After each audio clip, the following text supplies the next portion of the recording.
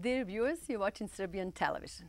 With us here in the studio is Marta Bozic, an attorney. Welcome. Oh, thank you so much, Tamara. It's truly a pleasure and an honor to be here today. Marta, you're an attorney. How did you decide to practice law?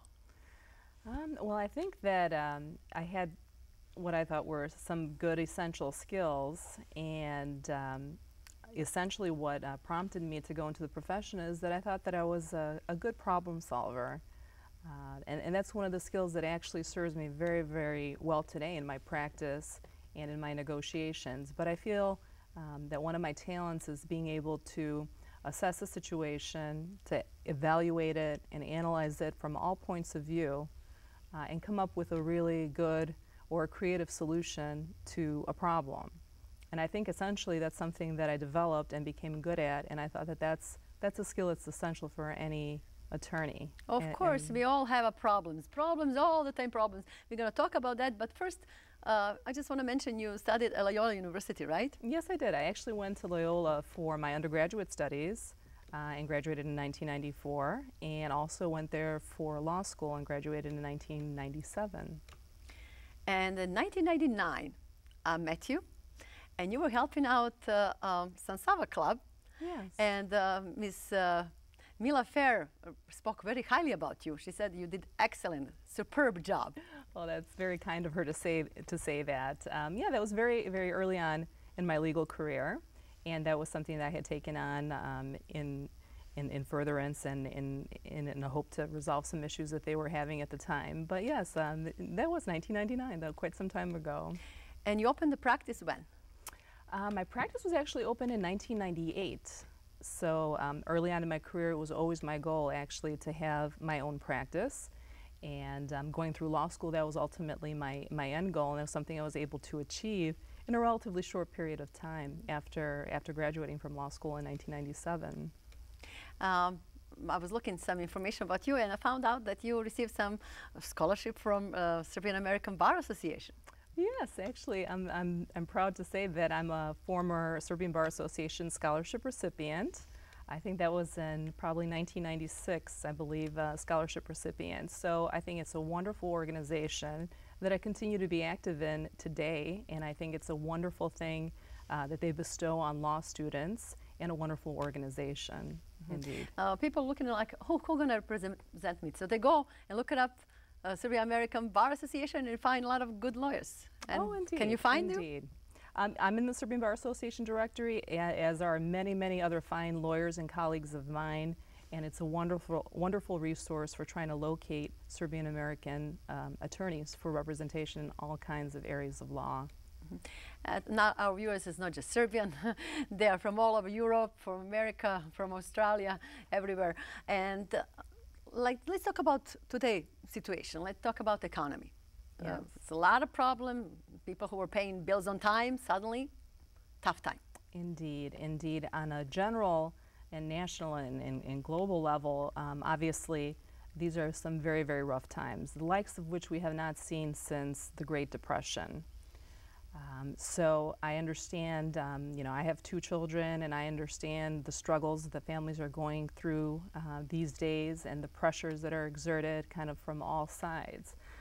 So generally the economy is not in a good situation, and I think also in our community, within our community, that we're actually maybe even disproportionately affected, because so many people within our community are small business owners, tradesmen, electricians, plumbers, and I almost feel that in those areas they disproportionately feel the effects of this bad economy and these tough times. As a real estate broker, I'm working as a realtor already 14 years. In the beginning, my career was not that tough. Now, last, like say, 4 or 5 years, I see a lot of foreclosure, short sales. Can you tell us a little bit about that? Oh, absolutely. And unfortunately, that's the direction that the market is going into. I myself am involved in many short sales, and I think that that's an excellent solution actually to a problem. And the problem being that people are not able to afford mortgages that they once could afford.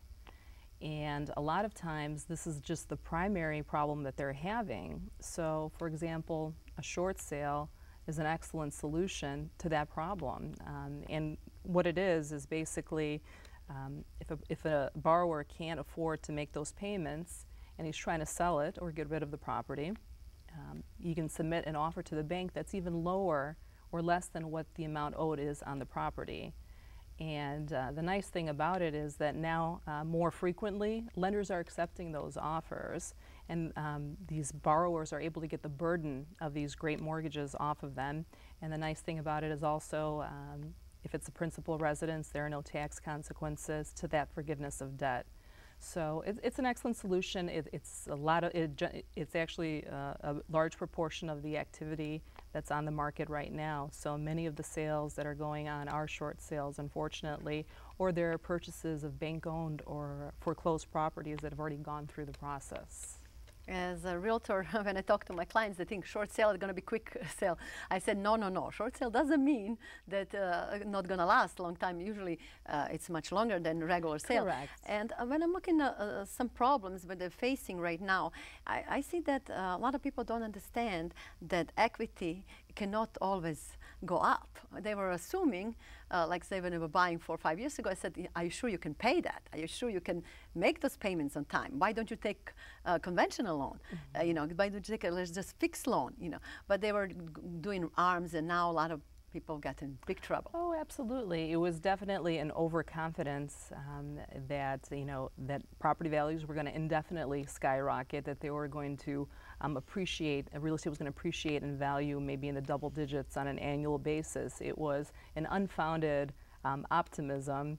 I don't want to call it a hysteria, but there was a frenzied activity wherein, as you probably remember, in 2005, offers were being submitted for list or above list price. There were bidding wars for properties going on at that time. And of course, financing was very easy to come by. People were financing up to 100% of the purchase prices, as you know, and weren't putting a lot of their own money at stake. So it was a matter of, you know, unfounded and undue optimism. Although nobody, I don't think, could have foreseen what would happen at that time. And the market really fell out from under everybody, and everybody was talking about a bubble, but I don't think anybody would have, you know, the premonition of what was going to come, which was almost a complete collapse of the market. Let's talk about banks. Like you mentioned that lately they accept a short sale easier than before. Yes. And I guess they got the message that if they go foreclosure, they're going to lose minimum $50,000 more. And basically, the clients, if they really have a real hardship, they're going to probably go for bankruptcy. Absolutely. Initially, even a couple of years ago, it was really, really frustrating if I were representing a seller who was trying to do a short sale. The number one problem was that the process took so long that ultimately the buyers would get frustrated and just not continue. It was too hard. And for somebody who wants to buy a house to move into and to live in, they don't want to wait 3, 4, 5 months to get an answer on whether or not they're going to, whether the seller's lender is going to accept their purchase price or their offer. So that was the most frustrating thing for me as an attorney and representing these sellers who had a perfect opportunity to get this burden off of them, and the bank had a perfect opportunity to get rid of an asset, a non-performing asset, but it wouldn't go. But luckily and fortunately, even though it's not as simple as a regular purchase, it's definitely been streamlined, and it's become more effective, and the period of time is much shorter. So it's still worth it if buyers are looking for a particular property or a particular area. They can get a wonderful deal. And I'm not saying it's easy, but it's much, much simpler, more streamlined than it used to be. Let's say someone doesn't want to go for short sale. They want to keep the house, but they cannot afford anymore. Some of my clients talk to me about doing loan modification, but unfortunately, the banks not really easy working with regarding that matter, because some of my clients were saying, oh, we send that same paper 5 times, 6 times. We're trying for 7, 8 months to do loan modification, and then they get so upset and just walk away. And what is the worst things to do is just walk away. Yes, I agree on both fronts, most definitely.